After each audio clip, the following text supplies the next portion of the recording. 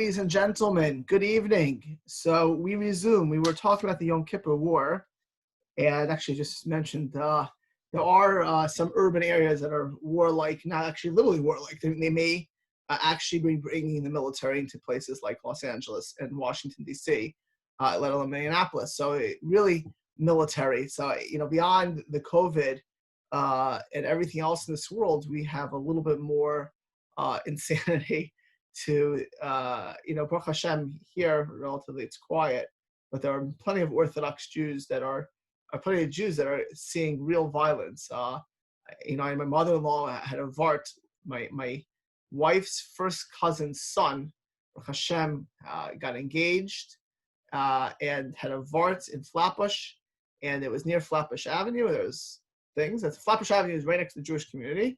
And my mother was quite concerned to go to that Vort Sunday, so yesterday. So in Los Angeles, Georgetown is a Jewish area, Washington, D.C. It's not Jewish, but that's where the Jews live. There are plenty of Jews seeing plenty of violence. And that should be our concern as well. And not on the general, the merits of obviously protesting the injustices as far as the terrible thugs and hooligans who are destroying innocent people's property, even murdering people as well. So a double thing for Bitachon, and I think really it touches what we discussed at the end of last week. That Rav Friedlander, in his case, it's amazing. Me reading this, he gave this real time in 1973 at the end of the war. Although the war would technically go on for many weeks, because even though there was a peace treaty that didn't disband for many, many weeks, so the Third Army of Egypt was, was surrounded. The Israeli troops were in Syria for weeks until everyone pulled back and the troops were let go. They had all kinds of prisoners of war, because when the 73 war started, the Yom Kippur War started, again, Israel was caught completely off guard. And hundreds of soldiers were taken prisoner, POWs. And the Egyptian border especially, they caught hundreds of Israeli soldiers. They tortured them to an extent. They psychologically and emotionally and physically abused these soldiers. Well, Israel was not going to pull back and let the Third Egyptian Army, nor they were pulling back in Syria, also had POWs. So even though the war would end, they would be there for a long time, mostly because that make sure all prisoners were freed and stuff like that. So it actually went on, I think, through Hanukkah. I think they were still there in their battle, by the battle. So several months after the treaty to end, or actually the forced treaty by the United States and Russia forced the end of the Yom Kippur War. Just as Israel was actually dominating the war, they actually forced the war to end. And this is still a few days before any of that would happen. But Rav Friedlander pointed out that one of the terrible things that you can do is, look at who's winning the war, make all kinds of predictions, and say, the Egyptian forces are here, the Syrian forces are here, Israel's here, I'm looking at what Russia's doing, the United States is doing. Literally, like we know all the game plan, and there's no HaKadosh Baruch Hu, there's no Hashem in the picture. So that, he said, it borders on kfirah, on heresy. Like it's all up to our strategies and our plans and what we do. And he said you should stay away from these kind of conversations and reading papers and commentary. Again, I don't think he's certainly not against knowing the news. That for sure one has to do. But it's more the commentary and the analysis that typically is borderline heresy. It's all what man, again, this is a high level. And then he says the final thing for B'nai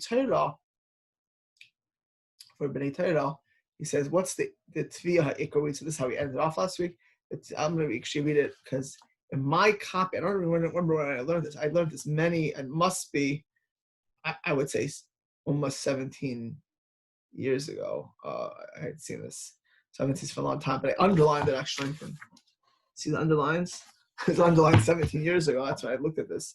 So Bavade Ikar HaTviyah, Meitana, the main Tviyah, the main thing that Hashem holds us accountable. B'nai Torah, because again, he was speaking to the Panovich Yeshiva, which was the top yeshiva in Israel. Shenizar lebli never as hamabet hakoilo. We should not lose perspective. We need to know everything's from HaKadosh Baruch Hu. We need to know that although, of course, Hashem puts certain leaders and certain generals and certain people into power at certain time for a reason, and those things are pretty big indicators of potential wins or losses. Nothing's set in stone, and everything is up to HaKadosh Baruch Hu. We need to have that perspective. The masses really should be that they should, the whole nation should be having everything comes from Hashem. It's miseris. It's actually lacking. Why is it lacking? Why in the world does everyone check channel 10, check channel 20, channel 2? They didn't have Yisrael Hayom, but today they have Yisrael Hayom, Ma'ariv, and all the other newspapers, and for the Americans, Jerusalem Post, the secular Americans. So why is that the end all and be all? Because they're rechoikim and machshava misparis. They don't have the context, the background. They're be'etzem tinik shenishba. And as I said last week, that the main tivia are people who should know better, right? Who could understand more. You always expect more from an adult than a little baby. And there are Jews whose conception of Yiddishkeit, of Judaism, due to lack of opportunity, lack of knowledge, is that of a baby who's stolen at youth. They have no connection to Torah and Torah perspectives. But we, and I'm speaking to a very chashuv crowd, certainly the expectation is that we keep our perspectives today. When you're reading about COVID or about riots or about political campaigns, as I mentioned last time, people predicting political campaigns, it's funny. It's actually sad. I said last time, I was so annoyed last time. I read some prediction politics about 5 months in advance who's going to win the political election and what the chances are. I said, these guys are such dummies. 5 months ago, did you know what's going to happen with COVID? So when I said this last week, there were no riots. And look, in 1 week, in 1 week, the whole America has changed, right? And now that the conversation is in COVID, it's the systematic issues of racism in certain segments, and vandalism and thugs and destruction and not appreciating the police. And that's what it's going to end up being. Not just the police brutality, which is small. It's people attacking the police, saying kill white people right on Beverly Hills, coming for the Jews. That resonates really well with the average American. I'm sure it's going to change the election very much in one direction as of today, but it could change, right? That's the whole point. What kind of stupid person says they know it's almost over this way or that way, right? What's going to be. So we know that HaKadosh Baruch Hu, in 1 second, everything in the world can change, and it's not particularly by big things and things that affect Klal Yisrael, especially Hashgacha, respectful divine providence, and to know that everything comes from Hashem, and by us in particular. Torah Jews have to not lose our focus when reading the news, hearing the news, talking about things that happen. And let's say very briefly, I have tuned into the pre-Shiur or Tehillim for people I totally have utmost respect, and predictions of when we're going to come in shul, when we're not going to come in shul, for sure this way, for sure that way. How in the world do you know?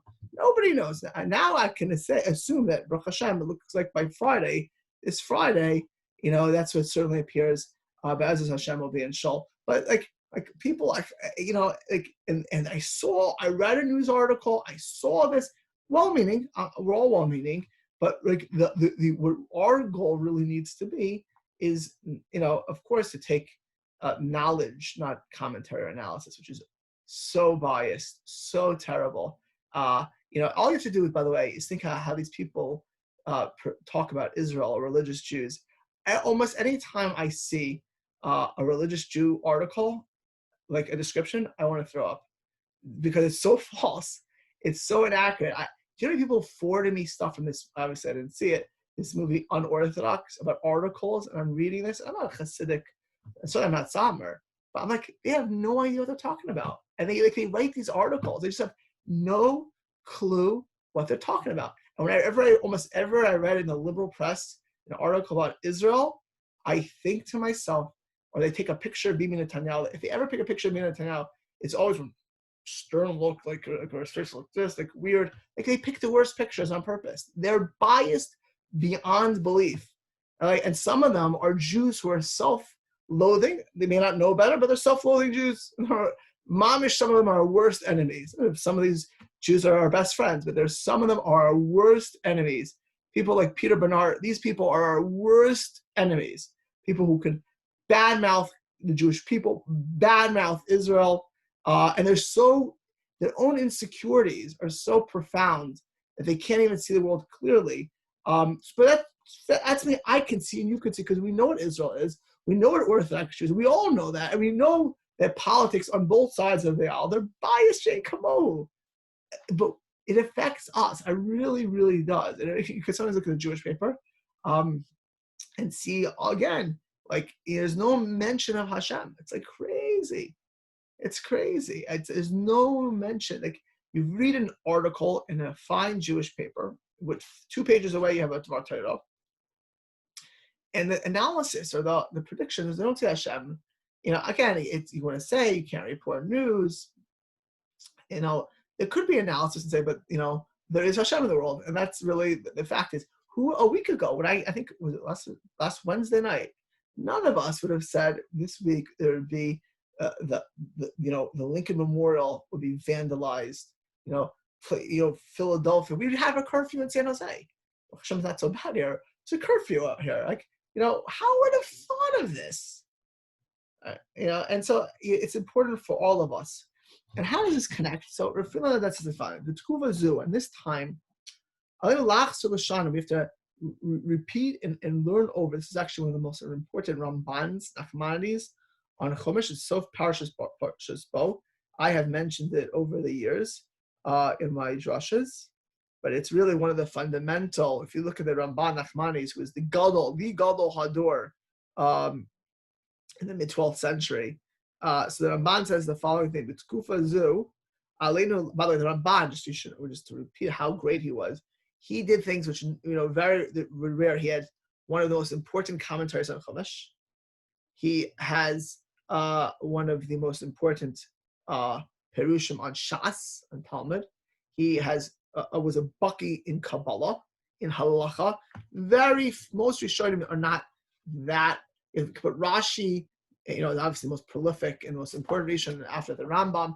If I had to rank the Rishonim, not that I'm even worthy to say it, but if I had to my small level, I'd put him, tied for third with Rabbeinu Tam. Ramban was one of the Gedolei Ha'olam, one of the greatest people in the entire Middle Ages of all the Rishonim. And the Ramban says this is like his probably the most famous Ramban. So this is a super important Ramban on the end of Parshas Bo, talking after the Exodus, after Yetzias Mitzrayim. Zok the Ramban expounds the Ramban. Kasher Yirtza Elokim be'edas b'yachid. This is like a shorthand, cliffhand quote from this Ramban. Be'edazu obiyach v'yasim moifes b'shim and hagashal mativo. When there is a miracle, an open miracle, not a hidden miracle, a little mamish, an open miracle in the world.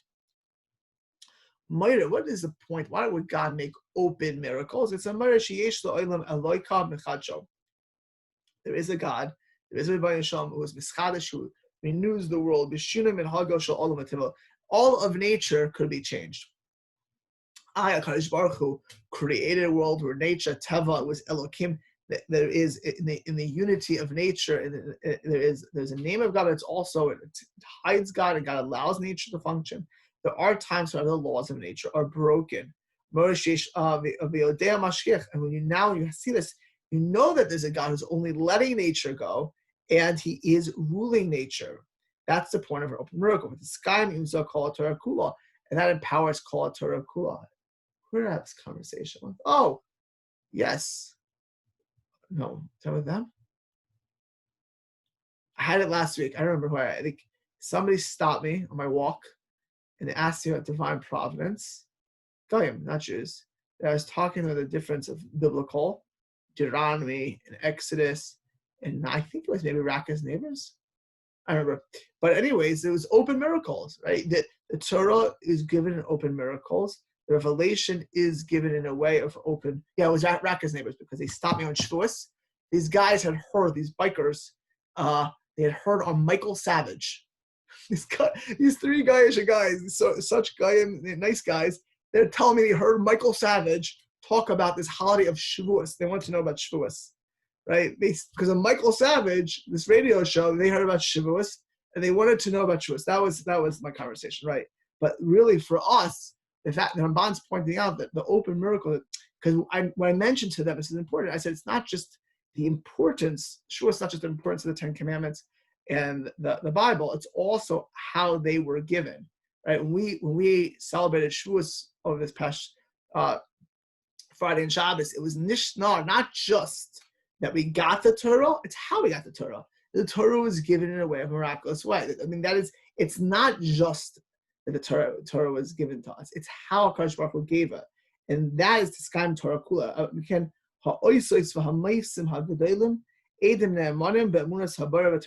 these open miracles, which every single Jew saw, not like I told these guys, like some miracle in the Christian Bible where 5,000 unnamed people may have supposedly saw it with no eyewitnesses, and people writing it never saw it.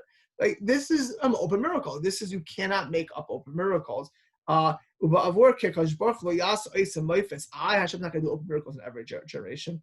For every Rasha or Kaifer, for every wicked person, they're not zeichet to see miracles. That's a very big discussion.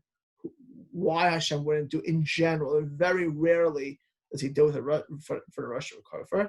Yitzava osana shenasa tamid zichron ro'es lasharoa enenu, v'nater hadavar el b'nei v'nei v'dacham v'hechim v'oid. That's why, for example, by Pesach we have Kehillas chametz, right? Eating chametz on Pesach. If you have a beer on Pesach, if you eat a piece of bread on Pesach, you are chayiv kares. It is the most serious punishment, and the reason is because HaKadosh Baruch Hu wanted us to remember publicly that open miracle of Yetzias Mitzrayim, of leaving Ish of Atzar, Shekasu Kumashin Nirei Elenu, but also because the Ramban's going up like Matan Torah, is going by bow by Yetzias Mitzrayim. Atzar Shenechta Kumashin Nirei Elenu, but also Idea Lo Benenu. Shenazker Penor Boker V'Erev. Remember miracles and Yetzias Mitzrayim. This is not the main point that I'm buying for us right now. V'Hakol, right? V'Hakol, and all of this is, why is it important to remember this? In all generations, Aedis b'Mofsim. You know that there are miracles, or open miracles and hidden miracles. And you should never, ever say anything or think anything which is keneged, which is against the belief in a God who is involved in the world, to every moment of the world. Now, he doesn't quote this part of the Ramban. Ramban actually says to believe in hidden miracles is even a bigger miracle. To see Hashem in the news, in the history, in the books, as real time, that's the greatest emunah of it. That's the greatest recognition of miracles. The kavanah is kol ha-mitzvahs. The kavanah, the purpose of all of mitzvahs, the Ramban says. The Ramban, if you had a quiz, if you have a test, I teach 11th and 12th grade Jewish history. If I would ask their final for the 12th grade is tomorrow. If I would ask them what is the purpose of all mitzvahs, they didn't learn this in that class, but if I would ask them, there'd be one answer according to Ramban.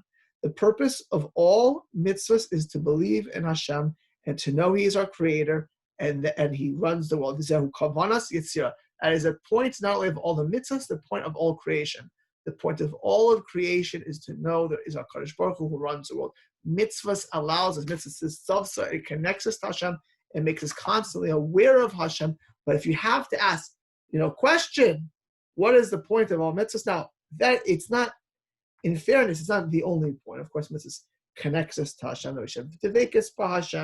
It connects us to Hashem to give us reward. There's other, but if the Ramban's point is you can say the vekas reward, but the if you had to define it, to scintillate it to one thing, the main point, to distill it to one point, the main point is to know Hashem and to believe in Hashem and to see Hashem, and you can therefore say that's how you connected to Hashem and that's why you're rewarded. But that is the ikar of all mitzvahs, and that is the greatest obligation. The Ramban says of all Jews. Actually, the Ramban's language is beautiful. We do have Hebrew English Rambans in the shul. Everyone wants to see it. It's the last. Every yeshiva bachur has to study this. Every person in Al-Echad should know this. It's the last Ramban in Parshas Bo, arguably the most important Ramban on Chumash, and a super important Ramban of all. So they're freelander. Now it's a quote for the Ramban. But the Reino Shafar Rakash Baruch Hu Esmatzav and Hashem sauce Haruchani Hayarer v'Chulashas Emes. We're at a tremendously weak level. Shekash Shalismo Kol Shen It's Halba Karbi Graham Winnemi Koch HaKabbalah HaMasur B'Yadeinu HaMasina Nisma Gdolim Shnas Bavar. Lechen, he says this amazing thing. The Rafilina says today, for hundreds of years, Jews didn't see really the divine providence as profoundly. The world during the Middle Ages or in the Renaissance era of Judaism, even in the 18th century or 19th century, there were certainly upheavals and things, but it was not these like drastic, all of Israel, all of this is endangered at one time.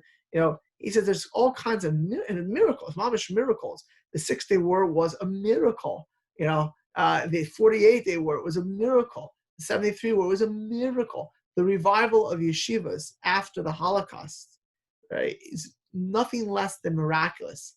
If you would be a betting man, actually, I'm packing my books, my secular books. I have a whole, bathroom library, and I saw just today. I remember when I read this book, but I didn't read this book. Marshall Sklar on conservative Judaism. Conservative. You remember conservative Judaism? It's about to become Reform, Rahman son. Everywhere they're talking about merging conservative reform. But Marshall Sklar wrote this book in the heyday of conservative, and the original one was so arrogant about conservative Judaism being the blah, blah, blah, blah, blah. He has like an addendum at the end of the book. It's like 20 years later about the resurgence of orthodoxy, and a lot of his things may not be as applicable today. Who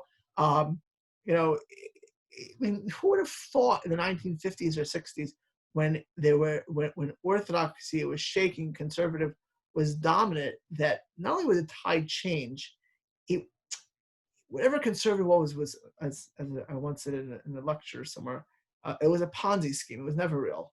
It was always a Ponzi scheme. It was always built on fake premises.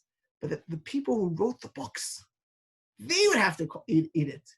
These people, Charles Lehman, if anyone ever heard Charles Lehman's things, Marshall Sklar, these people, I hadn't seen this book. I remember I read it. It must have been 10, 12 years ago. It's a yellow book called, it's decades, mamish decades old. No one ever thought that the yeshivas, that you have a Lakewood yeshiva with 8,000 people, Nur yeshiva with 9,000 people. You have Hasidic courts with tens of thousands. I mean, they were decimated after the Holocaust, and there were a bunch of old people, right? There were a bunch of old people. I once read, Thomas Friedman.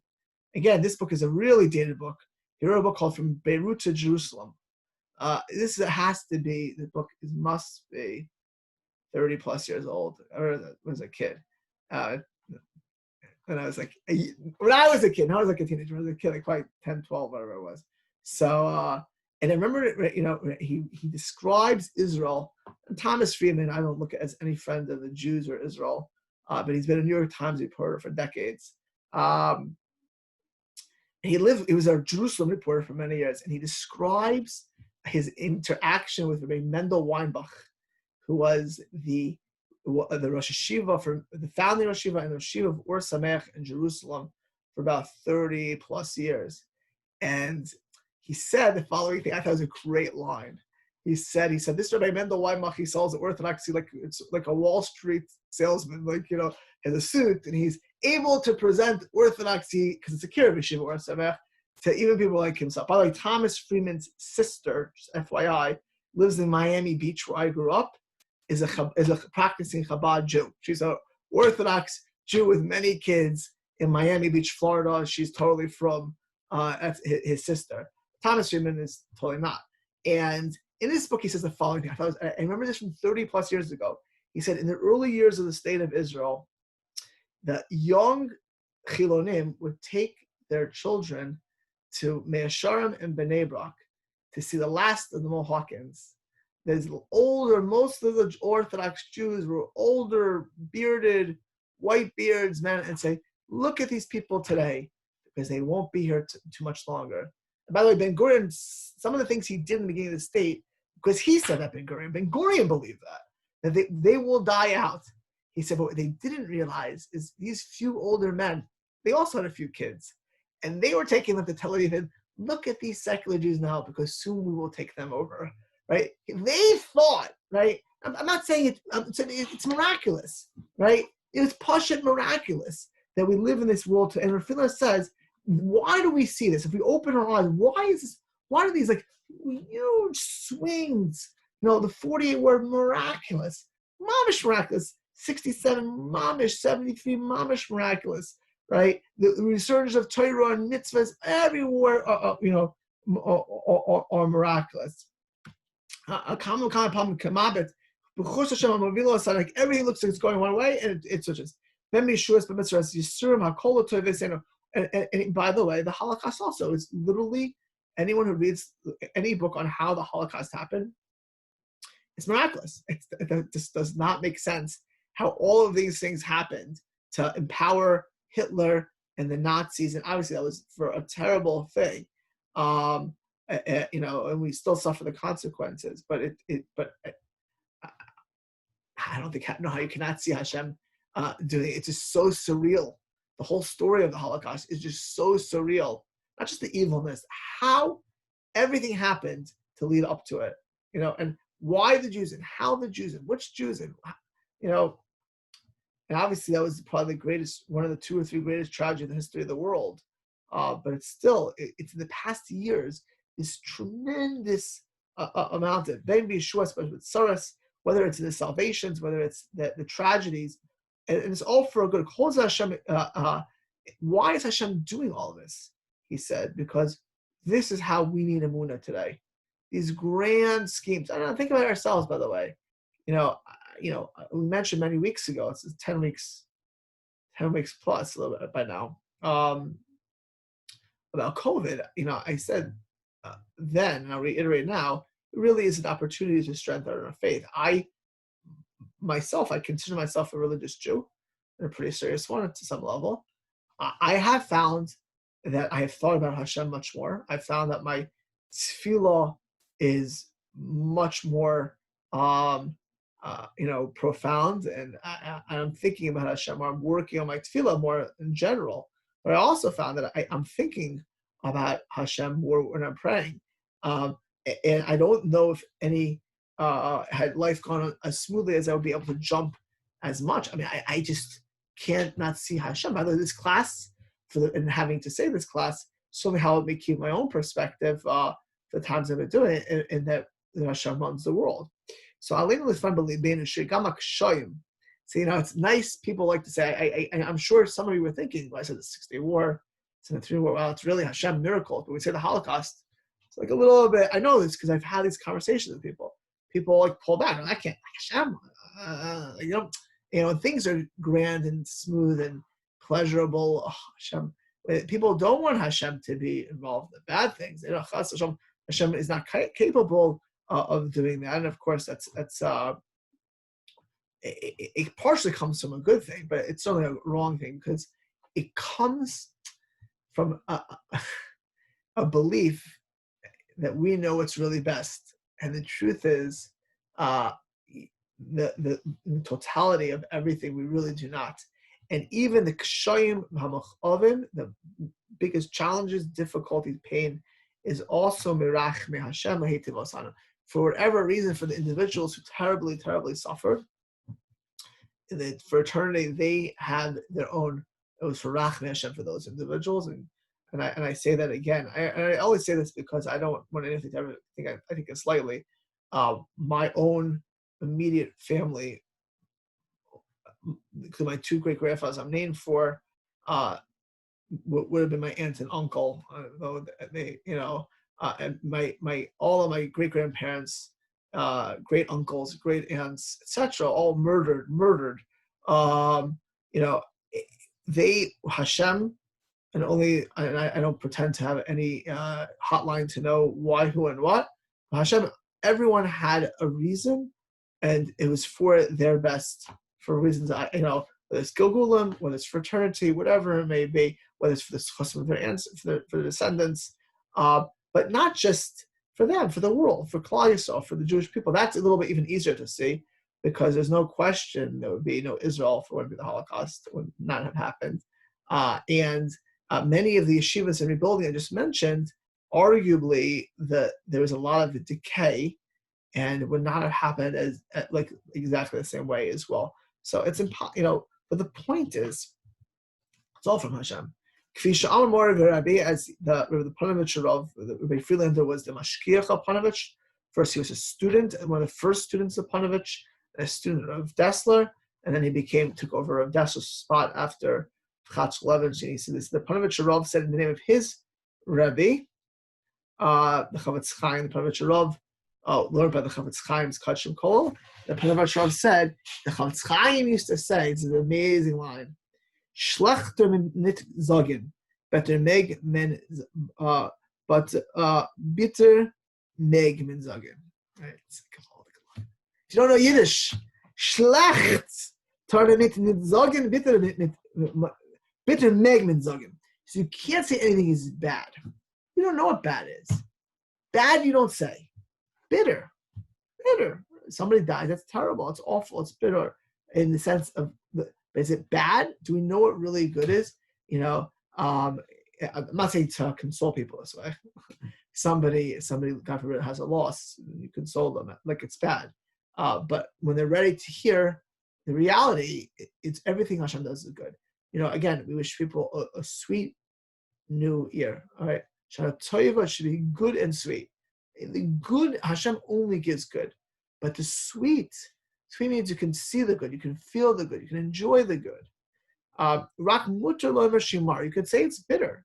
There are things that are bitter, but ultimately, is it bad? Right? Ultimately, no, it's not. Nothing's bad from Hashem. Now you could make it bad. The deck of cards are given may not be bad, but you can choose out of anger, out of kfira, out of denial, out of wrong choices to make it bad. What Hashem gives us is good. In the old days, today the vitamins you have, everything is sweetened to death. Sugar and candy, it's like, for the vitamins. Once upon a time, we had medicine. They didn't have cherry flavor or grape flavor. They had bitter medicine, right? Disgusting, bitter medicine. And if you give it to a kid, this is gross. Start gagging. Today, there's no shot today because everything's sweet. But if you really need, you force a kid to have it, and the kid gets terrible. But the older person knows this is good for the kid. This penicillin, this antibiotic, this medicine, this could save the kid's life. This is exactly what he needs. Person has a terrible thing, it gets a root canal. Root canal, I've never had that. But from right here, it's extraordinarily painful. You know what happens if you don't get a root canal? It could damage you can do to yourself, to your teeth, to your whole body. It's sure good. Even pay a good price for certain antibiotics and things. Just a minute, right? If you understand, if you appreciate it, you don't see that. You only can feel it. Maybe anything, any challenge, any difficulty that we have, it's only there. So in order that we should benefit it for our thing. So the Ramban, he quotes the Ramban. He's continuing what the Ramban says. Haramban chaysim estorim, uminanisim hagedolim, and from the greatest miracles. Actually, I mentioned this in passing. For samim adam, that a person is made in estorim. For the greatest miracles that we're able to see Hashem, not just in the 73 war or the 6-day war or in COVID, but as we walk across the street, right? When we make our decisions, the places we go, we come, not just if you're almost hit by a car, but on the way here, I was stopped by Nick, the police officer, as I mentioned in the pre-thing. For whatever reason, I had to speak to Nick. Maybe I give him an idea that he's going to share with somebody. I have no idea. But I was supposed to see Nick, right? I walked home, walked out exactly to see Nick. I saw Nick, and I saw another neighbor as well, right? And those who were on the shiur tonight had to hear every word. And some people usually come here and they're not on here. Maybe and they may hear it tomorrow, right? And assuming they made a good choice. They're supposed to hear it tomorrow. If they didn't, they're missing out tonight. I'm not going to tell you, right? If we choose incorrectly, but based on our choice, Hashem will give us everything. It's hashkacha, who we meet, what we do, how we have everything in this world. Sheila Adam, listen to the Lashon Ramban, Nachmanides. A person has no chelik b'Torah Moshe. It's a stark word. It's a strong word. You have no portion in the Torah of Moshe Rabbeinu. Ad shenamin b'chol devareinu, to know, to believe in all the words Mekarenu, and all the things that happen to Jewish people, or everything that happens to Klal Yisrael, every place we go, everything that happens to us. It's nisim. It's all miracles. All miracles. Ein b'hem teva. There's no such thing as nature. Right? Whether it's the masses with the Jewish people, whether it's you and I. If you pray and I pray, there's no laws of nature. Ein mazel Yisrael. There's no mazel to Jewish people. You are in prayer, you give tzedakah, that could be the change, the biggest change in the world. Right? You want to get married, you have children, whatever it may be. There's nothing's locked.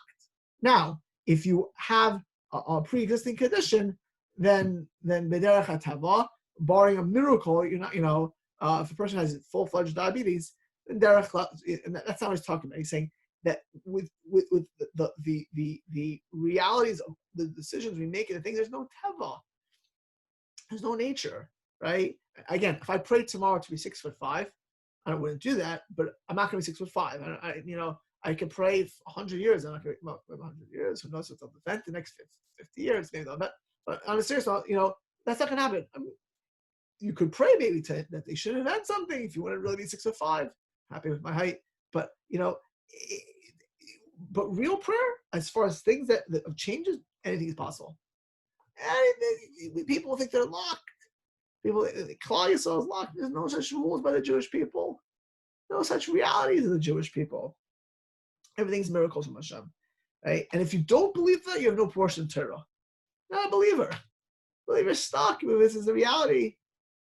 And everything comes from Gezeres Hashem. We say it in davening. It's just a pasuk in Tehillim, and we say it in davening. Open your mouth and I'll fill you. By spirituality, literally by spirituality, there is no limit. A person through their deeds, through their mitzvahs, their tefillah in particular, could change themselves in the world completely. Right? As in the physical world, there are more limitations. You need more schusim, or certain things can't change. But in the spiritual world, all is possible. My Bobby, Allah Hashem, my grandmother, not only did she tell me, Baruch Hashem, you don't thank God for every day, her other line that she always told me is that her father, my namesake, Menachem Mendel Ross, who was a chassid in Europe, used to always say, you can never be too from. You can never be too from. That of course, she blasted me for being too from. But her father would tell her, you can never be too from. So I said, I follow your father, Menachem, my namesake. But there was a young teenager at the time, so but it's true. You can never be too from. Of course, you can be too from it if you're blinders on, or if you're making dumb decisions. But religious, spiritual, you can never be too spiritual. You can never learn too much Torah if you're doing it correctly. Of course, you have obligations, familial mitzvahs to make a living. But the point is that ruchnius, you want to be the biggest Talmid Chacham. Pray to Hashem. Pray to Hashem. You want to be kind. You want to be happy. You cannot change the world. You can change yourself. There are no limitations. Now, if you want to pray to be a billionaire, there may be a shkacha not to be a billionaire. It may not be your mazel. That's not necessarily you can change. But in spirituality, you could be a spiritual. I can be a spiritual giant. I need this lesson for myself, and it comes from there's no nature. And the things that we see happening, everything comes from Hashem. Everything is coming from Hashem. Right? This, police guy kills. Why was he the police guy who killed? Why did this George Floyd, give a 20-hour fake bill? And this bozo Russia of a policeman was there at the time. And this, there's a million occurrences, and the news, this is all from Hashem. And COVID, we said a week ago, we think it's a bunch of bats. It's a bunch of bats. Yeah, maybe he used bats as the medium to change the world. It's possible. Maybe they're in a lab. Maybe they're in the Wuhan meat market. I don't know. I don't care. but I do know it comes from Hashem. And the bats are just the stick. Who's hitting the stick is HaKadosh Baruch Hu. And if everything is from Hashem, then everything could be changed. Because that's where the answer is. And if we look at everything that's coming from nature, hasiba primis ben benes gal ben benes nister hitamid ritzoino yispark shlafam poil begalu from behester. The desire of Hashem is always that whether it's public or not. That's what the Talmud says is in Adam Noikiv et Spoil, we're almost done. The person does not prick himself. Milmata, not even one prick. If you drop your pen, that doesn't happen unless it's Geyser Allah Milmaila, Machriz Allah. It was decreed up above. You're supposed to prick your finger, drop your pen, sneeze, whatever it may be. Starker words, strong words. Person who does not believe this. That everything that happens, and by the way, not just the COVID, if you get an annoying email from somebody, right? If somebody gives you an annoying email, if somebody takes their dog and they make on your yard, some inconsiderate person lets their dog loose and does not clean up after their dog. If you mailed something in the post office and it didn't get there because it's, of course, to the extent we can hold individuals accountable within reason, we should do that. They're the shluchim, but everything comes from Hashem. No one can do anything to us but for Hashem. Nothing. No, nobody. Nothing but Hashem. So you think to yourself, you think it's Mark or Maria or Jan at the office or whatever, Naran at the office, or your neighbor, or the guy who hits you with a car because he's texting. If he wouldn't be texting, he would never have made up. If he wouldn't be texting, someone else would be the one texting and hitting you, right? If your car gets hit, you were supposed to get hit.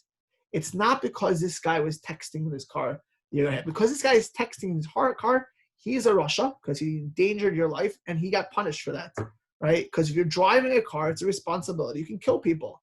So you chose to text, you will be the shliach to do this damage. But the person who got hit, he was supposed to get hit. He was supposed to get hit. It would not have happened.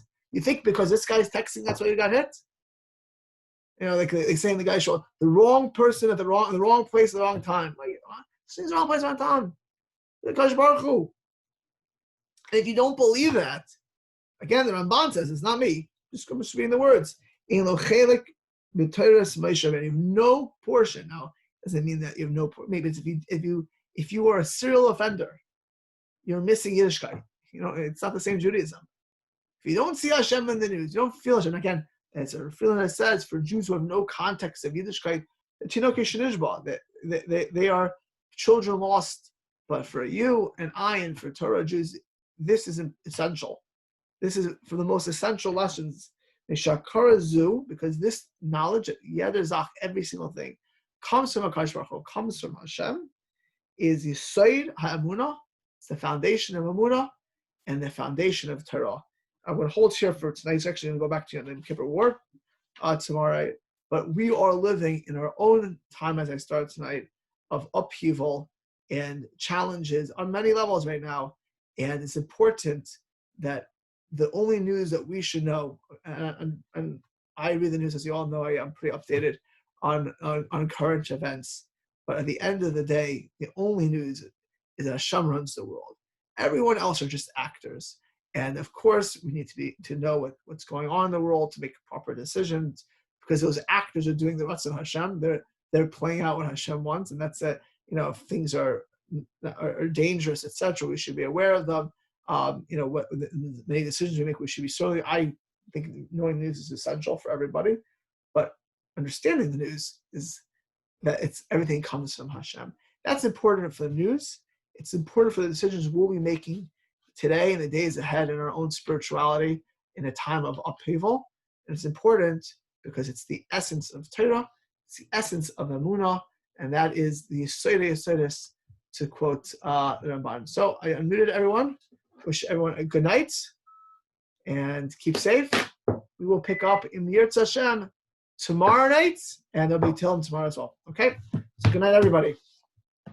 And thank you for this class, because I gained from it the most, I think. Okay. Good night.